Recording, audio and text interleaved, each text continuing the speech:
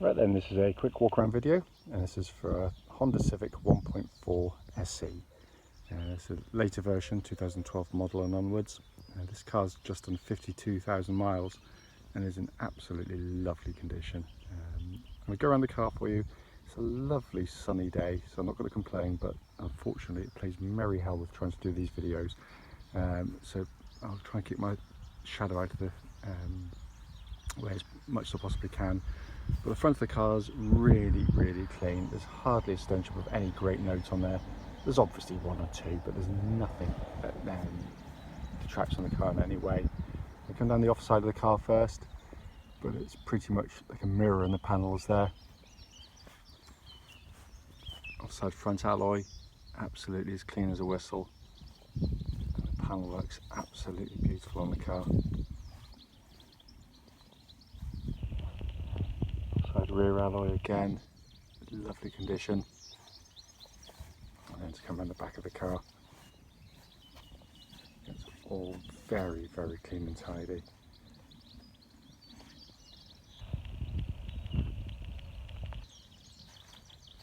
Around to the offside, which will be a bit more glary in the sun, I'm afraid, but I'm so trying to pick up anything I possibly can.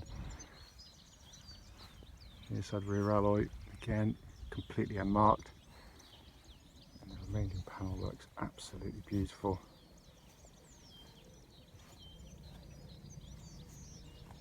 And finally, near side front alloy. This is one that takes all the bashing, but this has got away pretty much scot-free. I think I only see one tiny little mark on there. So overall, we're looking at a car, it's what, 7 years old now, but it's in absolutely fantastic condition. Coming into the boot area now, absolutely enormous boots, and it's been kept really nicely back here, all in lovely condition. Obviously dual level boot floor, so you can pull that up there, or you can drop it down and recess it to have that extra space for the boot if you so wish. Coming to the back of the car now. Part of the car in the shade, it's slightly better for doing the interiors. All in very nice condition again. I just got the seats in their vertical position. This obviously forms part of this really clever magic seat affair. You just pull the handle up there, drop it down. It's as simple as that. You can do the same on both sides. So the seats down now, all in lovely condition again. And loads of rear leg room, and bear in mind I'm not cheating because those front seats are set for me and I'm over 6 foot tall, and so I could push them forward a long way to create a sort of a bigger area if so wish. Coming to front now, front passenger door card looks pretty much as new. Footwell areas again all very nice indeed, and the front seats in very good condition as well. Driver's door card again all very nice indeed. And footwell areas again, lovely and clean.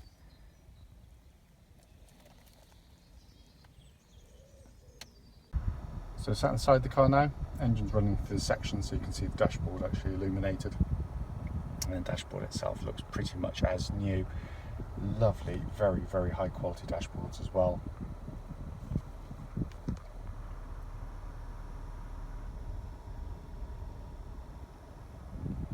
Pan back here. And that's pretty much the views you get as a driver. It's just such a fantastic looking dashboard, it really is.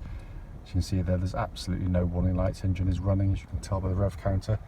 If I just come across to there, hopefully you can see that, it's quite glary.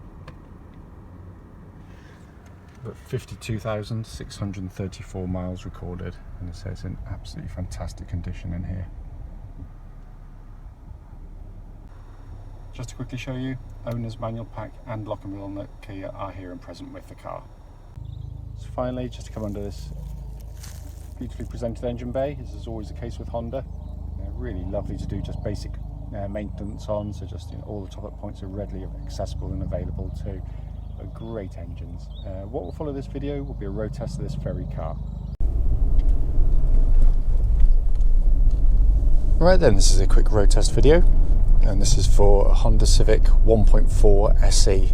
This particular car is registered BN12NTJ. Mileage at the start of the video is 52,628 miles. The reason we do these videos is basically so anyone that's looking at the car online in an advert actually gets to see that very car in operation. It then gives us opportunity to tell you about the car, but more importantly to tell you about any issues that might be with the vehicle before you come and see us or the car. We're very well aware that many of our customers have been to see vehicles at garages where told the car was perfectly good. Then when they get to them and they find out there's a fundamental problem which they clearly should have been told about. So that's why we do it. It's also done on these lovely quiet country roads very close to our premises, so hopefully it'll be representative of what you'd feel yourself if offered a test drive on the car. So come to the car itself. As you'll know from the advert for the vehicle, the car's been serviced throughout by the Honda dealerships and most recently by ourselves, although it wasn't actually due yet. We do like to do this so the car's prepared and ready to go for 12 months of use. And the car feels like it, in all honesty. Engine starts absolutely instantly, settles to completely smooth and even idle. There's no fluctuations at all. And the engine is typical of Honda's engines. It pulls absolutely beautifully through the entire rev range of the car. There's no sort of dips in performance. It's just got a really lovely linear power delivery. Very smooth, very quiet. Absolutely no warning lights on the dashboard at all relating to the engine or any other part of the vehicle. Temperature gauge running at a third, which is exactly where it should be on a Honda car, whether it be petrol, diesel or otherwise. And the car's been running for quite some time because it's just come back from having a brand new independent MOT placed upon it, which by the way brought up no advisories at all, which comes as no surprise given the pre-delivery inspection we did on the car. Engine then feeds through clutch and into gearbox. Clutch on the car is absolutely perfect. Bike point is exactly where it should be. It's smooth, positive and silent in operation as well. Clutch then goes through into this Honda 6-speed gearbox, which is typical of the breed in the sense that it's absolutely brilliant. Honda do care. I mean, they know that the primary controls on a car are really important to everybody that drives them. And if you have something that's just great when you drive it, it can put you off the car over years and years of ownership. So when they do the gear changes, they give them a lovely feeling, a solidity, mechanical feel, very positive and enjoyable to use. That's the whole point.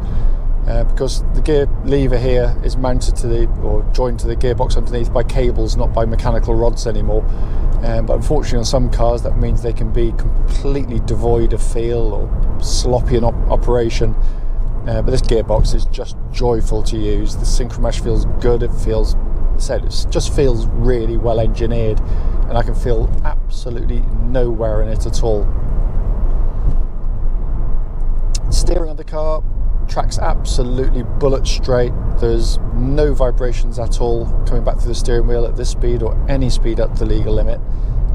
But it's a really, really good power steering system. It's beautifully weighted, incredibly positive in operation, as I said, it's just lovely and accurate and matches the chassis perfectly. The chassis of the vehicle, what I'm looking for on road test is just any kind of mechanical noises emanating from underneath, sort of little clanks or clonks that shouldn't be there when it hits the bumps, but there's nothing. It's exactly as it should be, and it rides so comfortably. I mean, the only criticism probably of the last chassis on the previous generation was the fact that it was a wonderfully dynamic car, but customers complained that it was probably a little bit too hard over certain surfaces, which I always found,